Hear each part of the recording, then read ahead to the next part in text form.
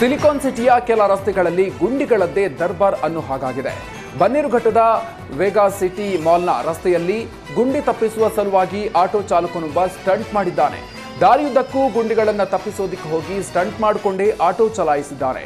ವೇಗವಾಗಿ ಹೋಗ್ತಾ ಇದ್ದರಿಂದ ಆಕ್ಸಿಡೆಂಟ್ನಿಂದ ಸ್ವಲ್ಪದರಲ್ಲೇ ಬಚಾವಾಗಿದ್ದು, ಆಟೋ ಚಾಲಕನ ಸ್ಟಂಟ್ ವಿಡಿಯೋ ಸಾಮಾಜಿಕ ಜಾಲತಾಣದಲ್ಲಿ ಭಾರಿ ವೈರಲ್ ಆಗ್ತಾ ಇದೆ.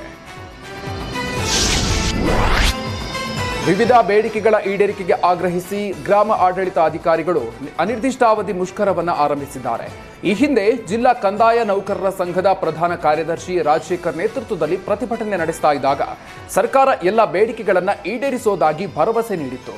ಆದರೆ ಈವರೆಗೆ ಯಾವುದೇ ಬೇಡಿಕೆ ಈಡೇರಿಸಿಲ್ಲ. ಬದಲಿಗೆ ಸರ್ಕಾರ ಕೆಲಸದ ಒತ್ತಡವನ್ನು ಹೆಚ್ಚಿಸಿದೆ.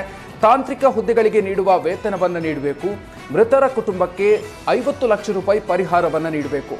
ವರ್ಷ ಪೂರ್ತಿ ಕೆಲಸ ಮಾಡೋ ಆಡಳಿತ ಅಧಿಕಾರಿಗಳಿಗೆ 1 ತಿಂಗಳ ವೇತನ ಹೆಚ್ಚುವರಿಯಾಗಿ ನೀಡಬೇಕು. ಪ್ರಯಾಣ ಭತ್ಯೆ ಹೆಚ್ಚಿಸಬೇಕು.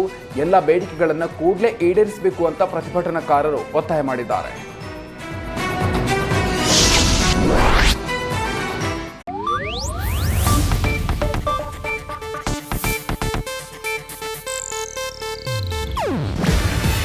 ಇದು ಏಷ್ಯಾನೆಟ್ ನ್ಯೂಸ್ ನೆಟ್ವರ್ಕ್ ಪ್ರಸ್ತುತಿ. ನೀವು ನೋಡ್ತಿದ್ದೀರಾ ಏಷ್ಯಾನೆಟ್ ಸುವರ್ಣ ನ್ಯೂಸ್.